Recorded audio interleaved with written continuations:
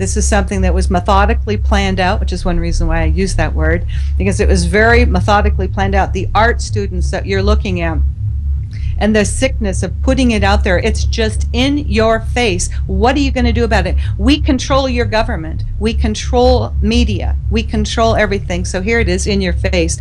Hey friends, thanks so much for joining us. I'm very excited to have back on the line former flight attendant turned researcher and truth teller author Rebekah Roth to do a follow-up interview. Rebekah, welcome back. Well, thanks for having me.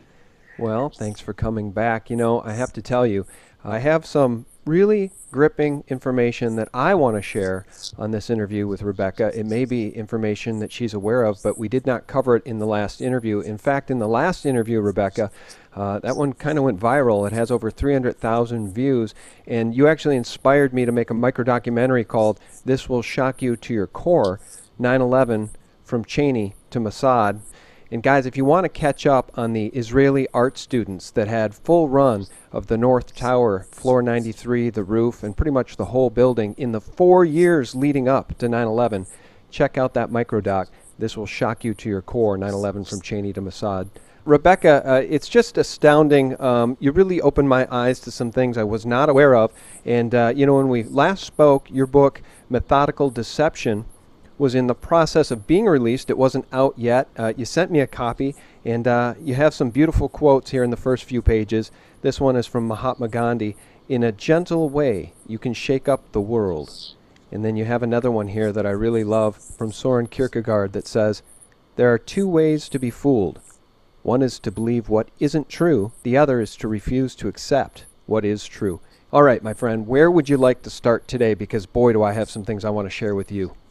Oh, good. Well, let me first say this. I'm going to correct you. They were living on the 91st floor of the North Tower, not the 93rd.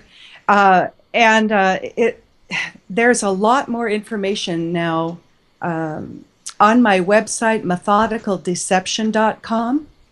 And last time we walked through that, where you click on the navigation bar to the resources page, and then up at the top left, you'll see Israeli art students in the WTC. Click here.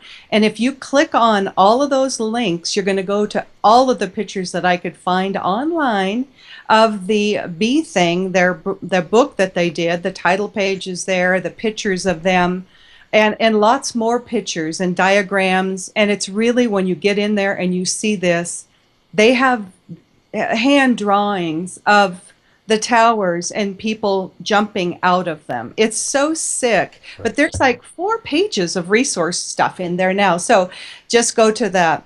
Just click on all the links there, because the DEA document's there as well. And you'll see that. I think it's the bottom of that first page with the pictures. So you can see that, because it's important that people understand that these kids were not just artists. They were also busted by the DEA as they were traveling around the country. And they showed their military ID. They were IDF, and some of them admitted to having been bomb experts or ordnance specialists in explosives. So, hello, I mean, it's just such a wake up. And that, for some reason, the fact that I'm bringing this out has really infuriated some people, I guess. But I mean, I looked at it and I thought, well, okay, well, why, if I were in, this is actually DEA that discovered it, because the Israelis were running an ecstasy drug ring out of Florida. So to me, it reminds me of that cartoon, Spy on Spy. They were watching the Israelis, and the Israelis were kind of watching them, and they set out 2 different things. And this is almost like kind of a rendition of a honey trap. It's kind of a diversion. And so they sent these guys out, these groups of 8 to 10 traveling artists, under the guise of selling art to make money for college. Well, we all know that American taxpayers pay for their college, so that's bogus right there. And then they kept going into offices that were not made public, and the addresses of DEA agents and their homes, or IRS agents, or federal marshals. And so somebody in that organization, I think it was the guy in the DEA, got wind of this, that and they started to think, well, how in the heck are they finding us? How are they finding our homes and our office that it's not made public? And some of these offices were like in little strip malls, or were in offices maybe amongst doctors' offices and stuff like that. So when these artists, traveling artists, showed up, they had had blueprints to their building or to their floor, and they wanted to ask questions about security. And so somebody finally, eventually, God only knows how long they did this, because since we did our last interview, I've had people contact me from all over the world, even including in Guam. And I think we have 4 military bases on Guam. It's basically a U.S. military base. And these traveling artists from Israel have even been there. So, I mean, like, I keep getting email like, and when the NSA built their system in Salt Lake, in Utah, Salt Lake City, in Bluffdale, I guess it is. That's NSA built a big, huge intakes thing there, and apparently in 2009, 10, and 13, I found newspaper articles from that area where they were sniffing around looking for, and they were going to women's homes whose husbands may have worked there or were in contractors, and they were in the building process looking for blueprints or any information they could get on an NSA spy intake. I don't know, call it, I don't know what, fusion center, I don't know what they call that thing. But so, people in Salt Lake got suspicious of them. One, because they talk with accents, and if they don't say they're Israeli, people think they're Middle Eastern, and they think they're the enemy. So people kind of got interested, and they called the local media. So that's how I actually found a lot of these artists. And about a month ago, I think it was right before we did our interview, I had heard on the news, or read on one of the news things, that is not Israeli, but Middle Eastern art students or Middle Eastern students were traveling around Colorado and Wyoming. So they're still here. This is still going on. And people really do need to pay attention to what's going on, because some of these artists, most all of them served in the IDF. And you'll see if you just read the DEA article, and that was a living document. And by the way, the guy, and this is who I'd like to hear from if he's listening. This is the way I'd like to have a conversation with this guy. He was treated as a disgruntled employee because nobody would pay attention to the fact that he was alerted that these guys were asking questions about security and were finding these places. So they immediately started thinking that their phone lines were tapped. And now this is interesting, because remember, we talked about this last time, when some of these guys, once they started identifying these artists, and they would pull them in and interview them and ask for their ID. And when they would see their ID, some of them had overstayed their tourist visa. And just so you know, on a tourist visa, you can't come here and make money. You have to have a work visa. And so when they were overstaying a tourist visa and making money and found with a couple $100,000 cash, they were arrested. And those guys that were arrested were bailed out by 2 Israeli companies, Amdocs, and another company that was started by an Israeli signal intelligence group called the Unit 8200. And anybody that's listening to this, you can Google search this. It's real simple. Israeli Unit 8200, 8200. And they started a company called NICE, all capital letters. And they're located down in Texas. I think it's Richardson, but I'm not positive. It's in that area somewhere. And so those 2 companies, and remember, Amdocs, everybody that's read anything about 9/11 knows that Amdocs was actually a company, an Israeli company that was hired by all of our phone companies to monitor for billing purposes. So they were actually listening and had monitoring. The other company, excuse me, NICE, we'll call it NICE, but it's not NICE. It's called a Signal Intelligence Company, and that is a unit from Israeli intelligence that does monitor, or should I say tap, phone lines, and can also tap into computer systems. So when people ask me this one question about 9/11 all the time, how come the loads were so light? Well, I discovered in looking through the DEA document that these traveling artists were also in Chicago area, where United Airlines is located, and they also lost their phone lines in the middle of all of that fiasco that morning with at least two of their planes hijacked. They lost their phone and internet. United headquarters did.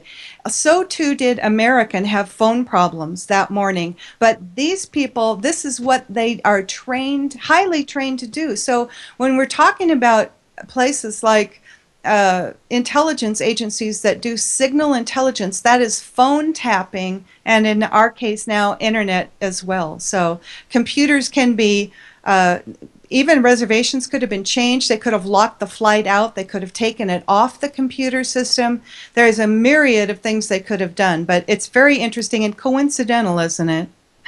That they lost their phone lines. And they were actually, if you read the DEA article, here's another coincidence I found. I was actually sitting looking through it again just the other night.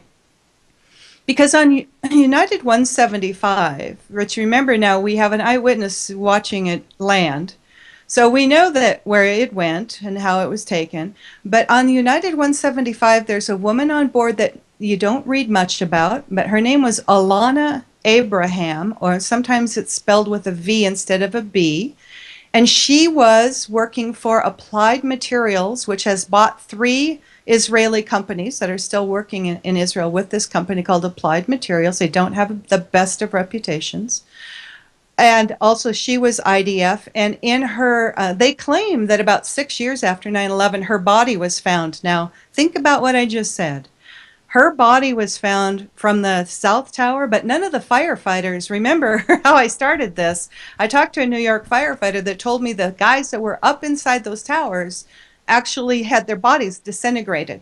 But somehow magically they found this Israeli's body, or parts of it, and tested her DNA and sent it back. And so she's been glorified in Israel, and she's from Ashdod, Israel. Well, lo and behold, as I'm reading through, believe it or not, her obituaries from this fake burial when they supposedly found her body 6 years later, they found body parts of her. It said that she had 2 siblings in the IDF. So the other night I'm sitting there in my lazy boy, I call it my lazy girl, and I'm reading through the DEA article. And I was looking for names because I'm digging deeper now, and I'm looking for these names. And lo and behold, one of the artists, traveling artists that they found, has exactly her last name as well. So it's quite possible. I haven't looked to find what her brother's name was. It's quite possible her brother was here in town, and that was just a couple months before 9/11, the traveling artist one. So you never know what you're going to find. So what have you found?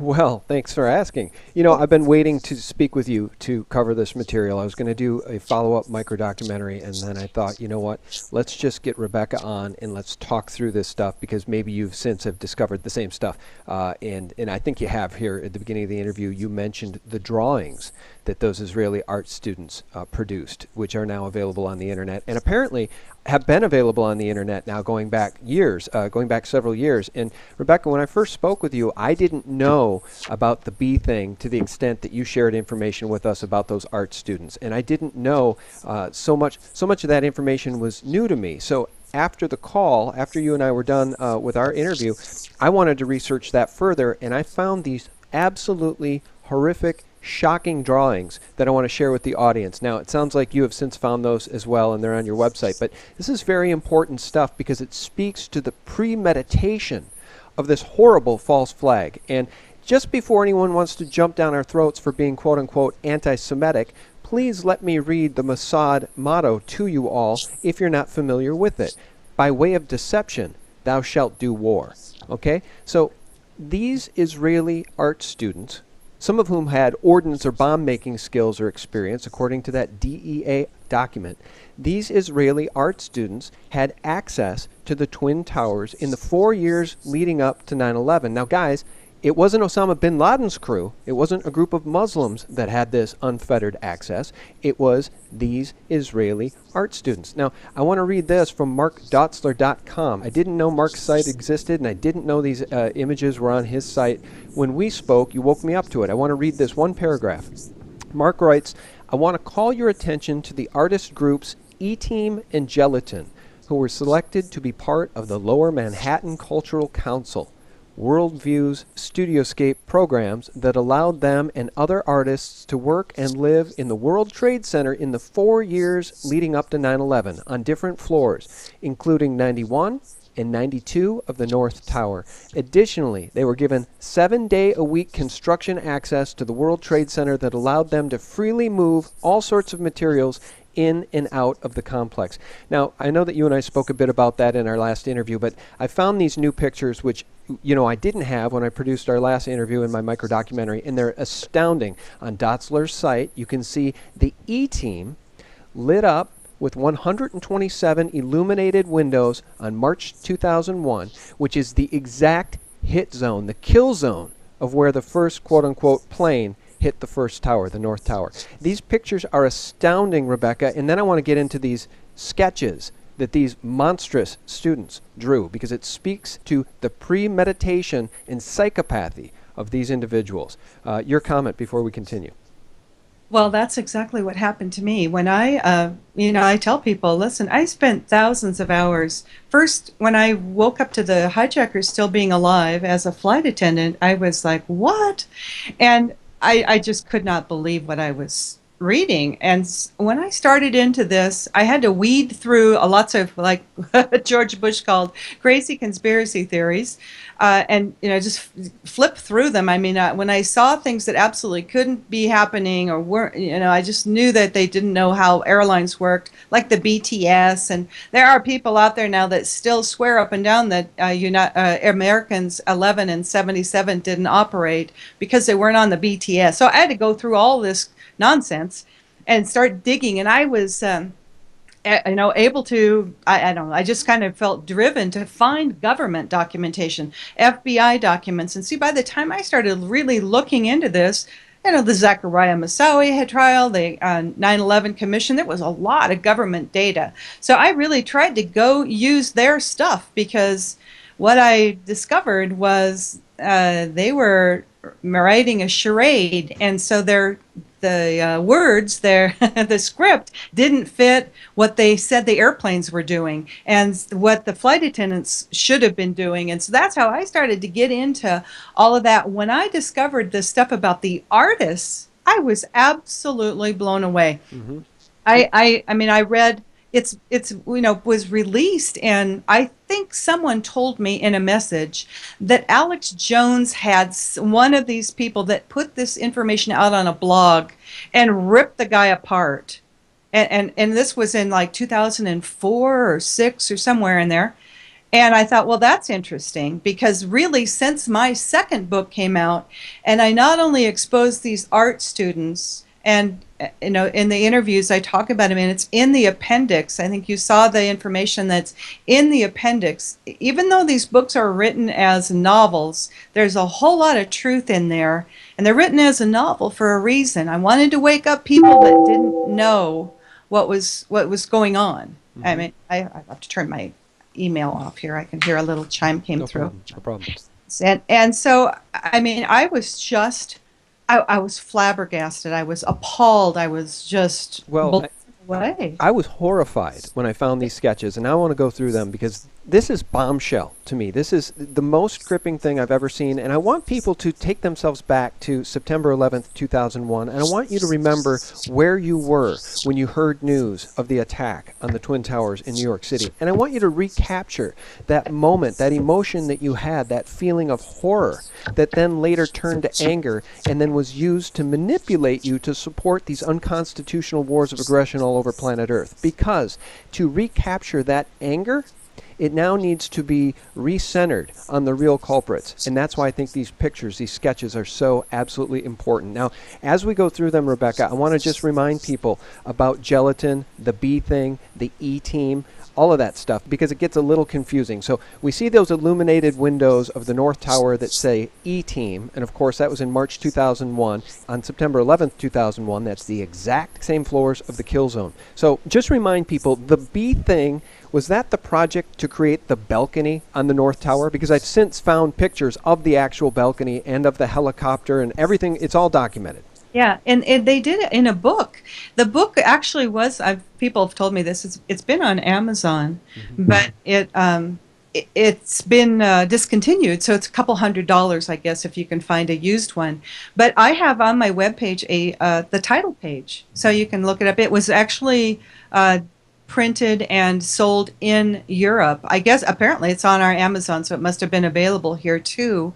And maybe they pulled it when somebody started writing some blogs, or that person showed up on the Alex Jones show. I'm not quite sure, but um, it is just mind bending. And the thing that's happening with the methodical deception is when people read through the methodical illusion, they get to know who all the characters are, and they get that information of what I uncovered.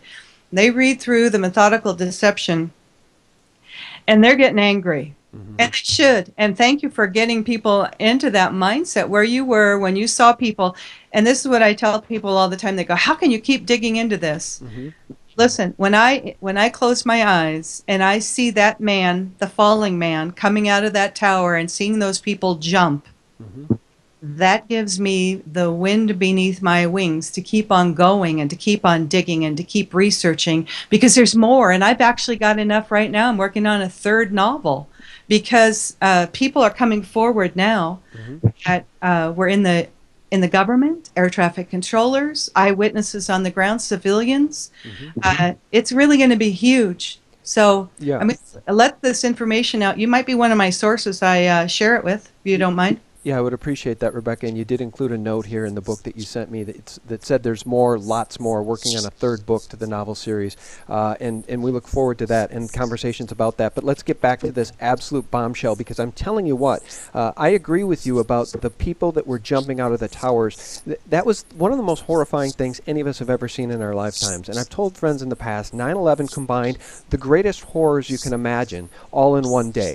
And those jumpers, Rebekah, helped wake me up, because I knew innately that something was wrong. There was far more to the story than met the eye, based on people choosing to jump out of those buildings, because it did not add up. There was not that much fire coming out of those buildings. Most of the fires had subsided, and people were jumping out as though they were forced out by heat against their will. And those jumpers helped wake me up. Now, can you imagine, guys, being part of a group that had premeditated this event, knowing that people were going to jump out of those buildings? Let's go back to the pictures. The bee thing. These guys wanted to build a balcony, and they did their book about the balcony that they were building outside the tower. This was all an excuse to be there, and here's a sketch of the balcony, and of course the real balcony didn't look quite like this sketch. And then we get into the really horrifying premeditation. Look at this picture. They show a figure jumping from the balcony, and they write 300 meters of pure pleasure with an arrow pointing down.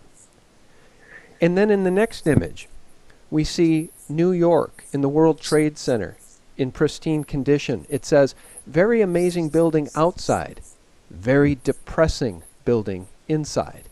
And then the arrow pointing to what looks to be the World Trade Center tower in absolute distress and in the process of being destroyed. And it says, "Depression inside," pointing down, reminding me of the depression you'd see in the eye of a hurricane, right? Some sort of technology used to cause the implosion of these towers. So it says depression inside, amazement outside, of course, as the world watches. And below that it says architectural analysis sketch of this tower in turmoil.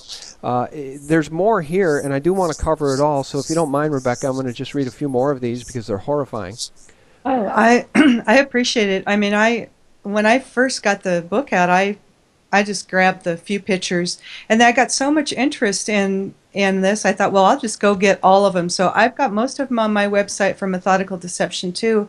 And yes, let's go over it, because going over these is just makes you sick, and Yeah. it really opens your eyes to see we were so emotionally traumatized by what we saw that day. Well, you saw the towering inferno. It was all of the Hollywood stuff. I'm surprised we didn't see a sinking ship too. Yeah. It was all Hollywood stuff, and these people were in on it. They planned it, and not only that, they were taken out of this country and put into safety to Israel, where there is no extradition treaty. That's right. In the dancing Israelis, the Mossad students that were sent back by Chertoff after I think 71 days of being on hold here in this country, then went on an Israeli TV show and said, we were there to document the event. Right? We covered that in the last interview. Well, how could you be there to document the event without pre-knowledge? Of course there was pre-knowledge. Now let's return to these sketches, because again, it speaks to the absolute psychopathy and the cold-hearted killer nature of these people.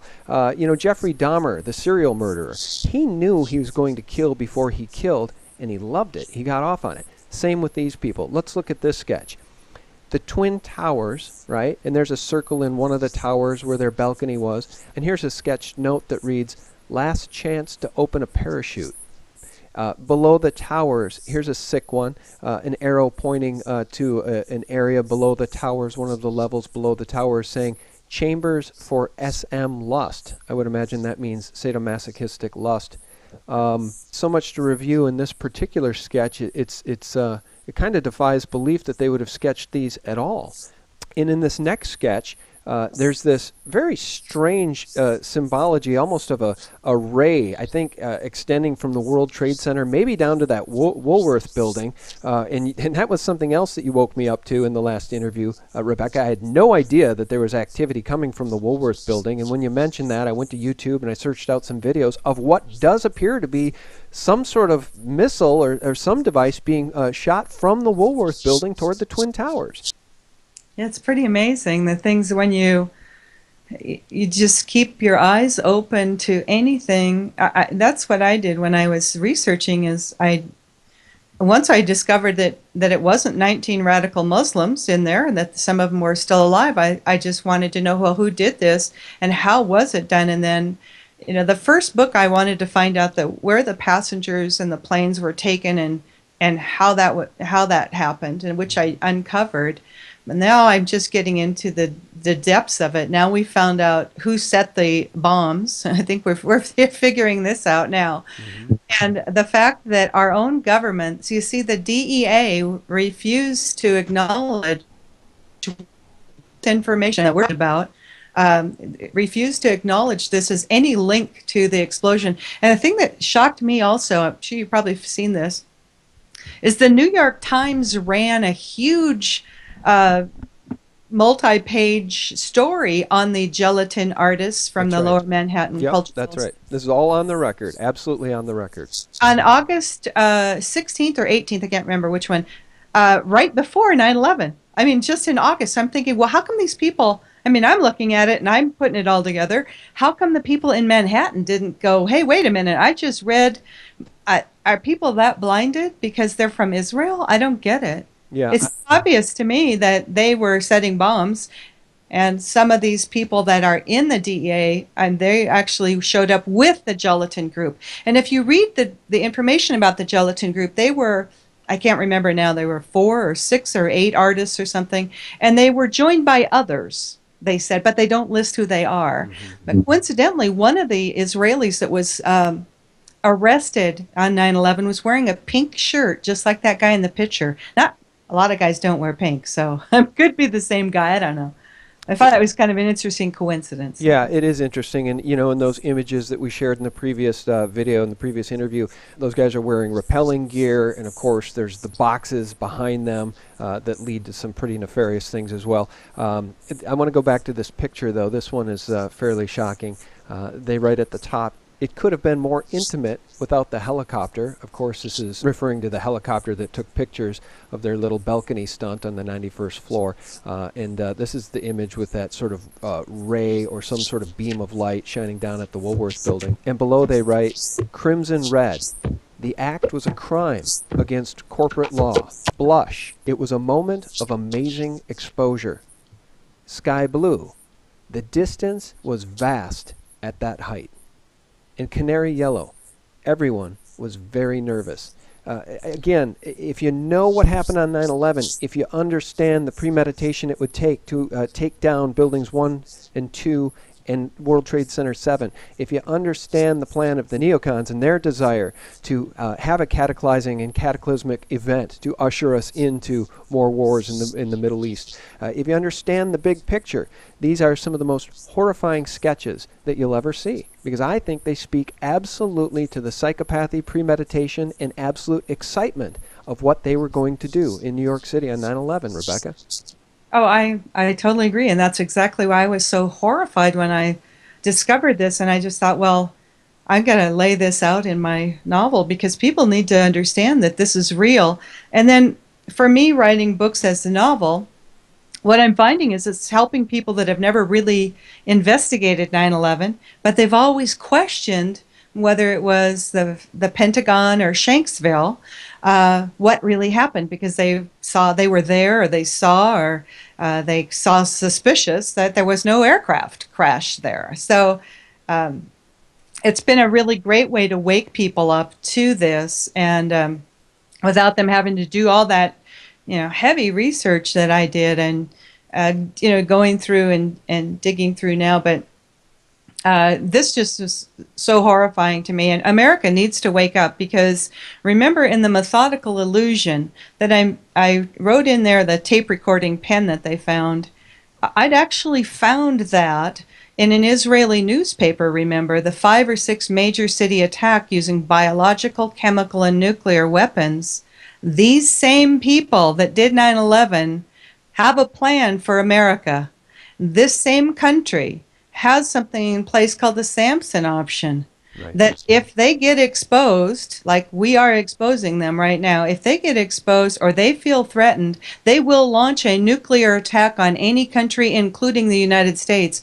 But they want us to go to war with Syria and Iran. And so look out, be careful, and pay attention to what's going on. If you're in a major city, you better have your eyes wide open if you choose to stay there, because to me, we're on borrowed time. Yes. They want to do something even more horrific than 9/11, and their plan will be. Yeah, I'm nodding because I'm familiar with the Samson option, and I just learned about that several years ago, and it makes the hairs on the back of your neck stand up, because it's so horrifying that a nation with nuclear weapons can essentially extort and blackmail the rest of the world and our own government into doing horrific things.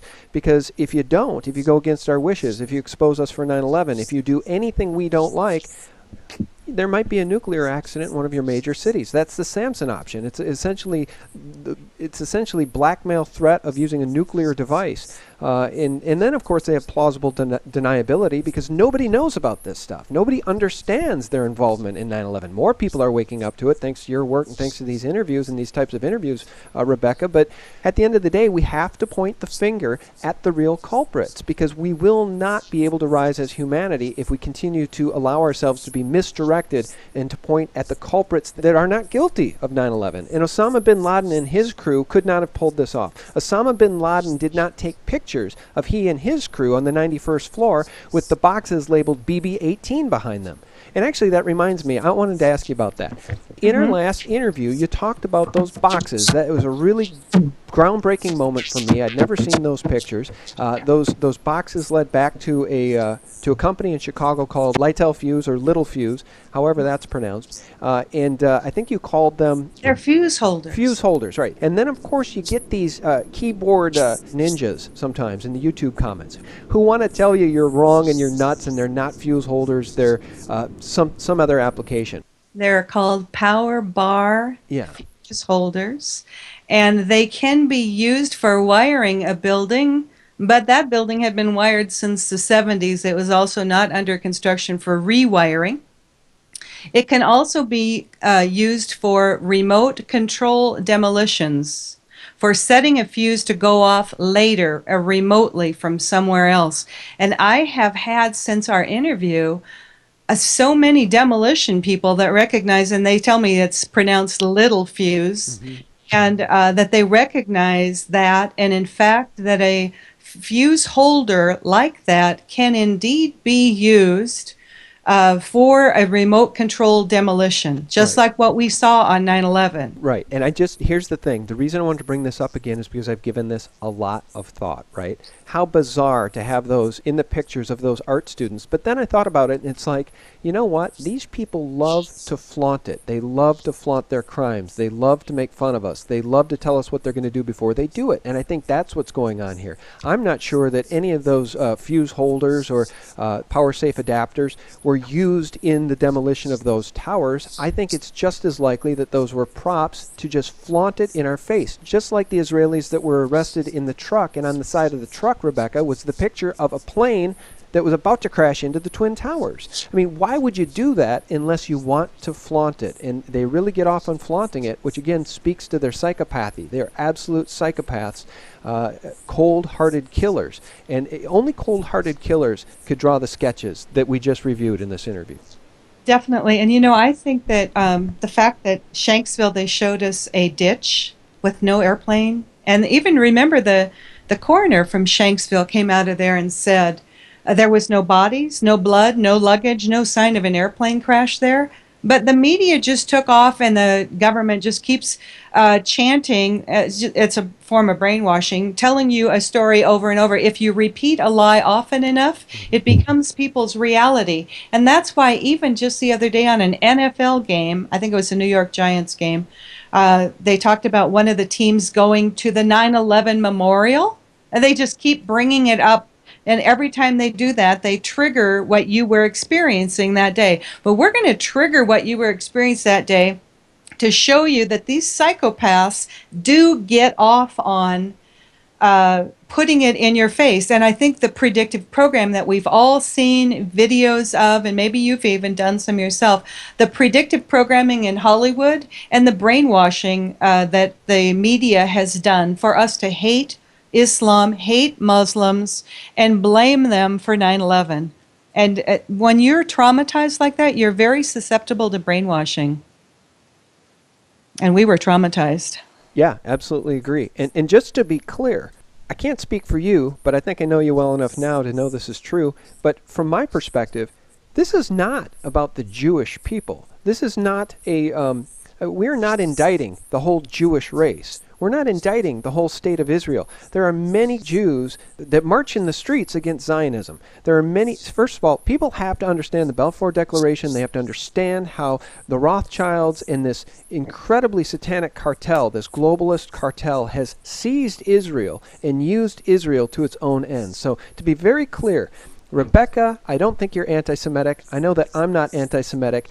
At the end of the day, the Rothschilds aren't even Semites anyway. So if you want to get down to brass tacks here, the world has been manipulated. These people are manipulators. They're psychopaths. They're hardcore killers. And you and I are not going to let them use Israel and the Jewish people to deflect discussion away from this very important topic. People need to man up and have a conversation about the real enemies of humanity. And as you know, Rebekah, I've been saying for a very long time, at this point in human history, it's humanity versus the banksters and their criminal intelligence agencies. Very much so. Okay, so before I let you go, I know we haven't spoken very much about what you got coming in the new book, and perhaps you don't want to let any of that out. You don't want to let the cat out of the bag just yet. But the first book, guys, was called Methodical Illusion. The latest book is Methodical Deception, and Rebekah is busy at work on a third book. Do you have a title for that one yet? I haven't. I've got a working title. I think I've got it in my head. So I'll grab the domain name before I make it public and start working on all of that stuff. It's such a baking a cake kind of thing to put it all together. The cool thing that's happened, and I think that the interview I did with you, and it got a lot of exposure, I think that it has been very helpful in bringing people forward. And what I've discovered is that there were people out there, much like that eyewitness that's in the Methodical Illusion, that saw something, but what she saw took place other than in the towers and Shanksville and the Pentagon, so it didn't make sense to her. When she read the Methodical Illusion, she realized where those planes were taken, landed remotely, and all that, and she was right there. And then the fact that she saw United 175 almost touching down on the ground, and realized then, after she read that book, that She did. So I have from her a legal written document, a signed affidavit, and a tape recording of her word as well. She's also willing to go to a court and talk about what she saw, because she feels just like we do. This truth needs to come out, and it needs to come out quickly because we're running out of time. Um, Remember that I found out that the P-Tech company, which was very much related to a couple Israeli companies as well, at the time of 9/11, they were into 22 United States government computer systems, including Air Force One, the United States Navy, the Air Force, most of the major banks, the White House bunker, phone communication lines. And on 9/11, when Bush finally left Saratoga, Florida, I think that's where he was in the school. And he was coming out of there to go to DC, but he flew and landed in Barksdale because he couldn't have a communication with the vice president. They couldn't, their phone lines didn't work. And here's something else I tell people. 9/11 was planned by people that are used to having telephones and cell phones, any kind of phone communication working from 39,000 feet. And you and I both know that if you get on an airplane, your phone's still not going to work unless you're sitting on an airplane right now that's maybe specially equipped and you've got a smartphone that'll work on the type of system. But only a few airplanes have that now, that particular system. So the planners, these are somebody who was well, obviously somebody planned it from Israel, or they wouldn't have sent the 5 dancing Israelis to come and document the event. And might you take a look at this? From Tel Aviv to New York, it's probably a good 12 to 14 hours in an airplane. So it's a long journey. It's not like they just decided a half an hour before that something might happen. This is something that was methodically planned out, which is one reason why I use that word, because it was very methodically planned out. The art students that you're looking at, and the sickness of putting it out there. And to me, I call it, well, Max Hager calls it, in your face. It's just in your face. What are you going to do about it? We control your government. We control media. We control everything. So here it is, in your face. They are sick. That's a very, very much a sign of that. But it's no different to me to see the artists than to see them claiming that an airplane went into that ditch in Shanksville and left no tail section, no wings, no landing gear, nothing. So it's the same kind of thing.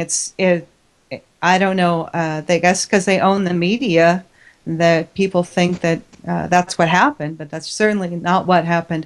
But I've got now people since our interview that were with government agencies and big government agencies and really helpful government agencies that oftentimes will start their email out to me as, "I love my country, but." And air traffic controllers. And remember, I have a terabyte of Freedom of Information Act data that I got after the first book was released, and they are able to see things in there that I would never in my lifetime be able to see. I was pulling stuff out of there, but not like these guys. They're pros, and they can look at a document. I can send them a document, and they can say, "Oh, well, here's this, this, and this, and this, and this wouldn't happen." This is a document that's put together by insiders pretending to be outsiders. This is what would normally happen. And so I've got some incredible expertise, and thanks to you and all of the people who heard our last videos coming forward, because they do love this country and they are willing to help, and they're willing to put their life on the line just like I am. Yeah, well, God bless you. And I'll just say this. I've been doing a lot of work here in the area of the U.S. being a corporation here recently, speaking with Anita Whitney, my friend Sophia Smallstorm. And, at the end of the day, once you realize what's really going on here, and that we do no longer have a republic by and for the people, we have a corporation that's governed by a board of directors helmed by bankers. That's how you can then finally understand how these horrible, deplorable, nightmarish, devilish, satanic things can happen, because they're running it for the benefit of the corporation, not the benefit of the people. And they're willing to do some really, really, really sinister, horrible things. In fact, my friend from Mox News just recorded a snippet off of, I believe it was Fox News, maybe it was CNN, of Chertoff saying, "We're not going to relitigate 9/11." In this conversation he was having about 9/11, he said, meaning that we know what happened, we're not going to relitigate 9/11. Well, I have news for Chertoff. 9/11 has never been litigated, okay? Mm-hmm. The crappy book that the 9/11 Commission gave us will not pass muster in a court of law. And so This will be litigated probably outside of this country, but there are people all over the world waking up to the deception that was 9/11, the false flag event, that led to the fall of the United States and all of these endless unconstitutional wars of aggression. It's got to stop, and people have to wake up, stand up, and point in the direction of the real culprits. Rebekah, that's the bottom line. That's our only chance. Definitely. And let me just tell you this, that Thomas Keane, who was the chairman of the 9/11 Commission, in 2006, he wrote a book along with the vice chairman, Lee Hamilton. And they said in there, Thomas Keane, the commissioner of the 9/11 Commission, the chairman of the 9/11 Commission, that they were so frustrated with the repeated misstatements by the Pentagon and the FAA that the 9/11 Commission, considered an investigation into possible deception by these government bodies concerning their response to the 9/11 attacks. If you have, and their name of their book was called Without Precedent, the inside story of the 9/11 Commission. And if you have the commissioner from the chairman of the 9/11 Commission saying that the Pentagon and the FAA lied to them, well, what it did for me was it pointed the direction for me to dig. But that tells you everything you need to know, that it was basically you were lied to by the Pentagon and the FAA, because a misstatement and repeated misstatements to me reads repeated lies. So let me just give you a plug for anyone who would like to get a hold of me. I have 3 websites now: methodicalillusion.com, methodicaldeception.com, and RebekahRoth.com, and it's spelled RebekahRoth.com. And you can get autographed books in hard copy or soft from there. You can send me messages in email, or use the contact Rebekah page form, whatever you'd like to do. If you've got some information, we can exchange phone numbers or talk on the phone or whatever, Skype, whatever.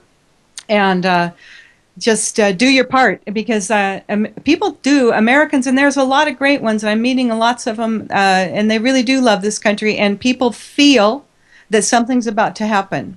And that feeling is real. And we are on borrowed time. And to me, every day I wake up and nothing has happened overnight, I'm thinking, all right, we got one more day. Let's try to get as much truth out as we can and get all of this put together as quickly as possible so that we can take our country back. And we're going to have to do it without the politicians that are under their control. Yeah, without the bankers. So people need to understand there's a way to get out of the matrix and stop supporting, that would be like stop buying stuff on interest and stop supporting those big banks. Use your credit union, use cash, whatever you can do, but stop feeding the beast. Learn who they are and stop feeding them every way you can. Yeah, amen. I want to say one last thing here, too, before we let you go and hang up here. And first of all, thanks to everyone who's taken the time to listen to all this. Thank you for sharing it. Thank you for giving it a like, a thumbs up. If you like this information, pass it on to friends and family. Share it. And I just want to say this as it pertains to the infighting that we've seen come up in the past few years in the 9/11 Truth Movement.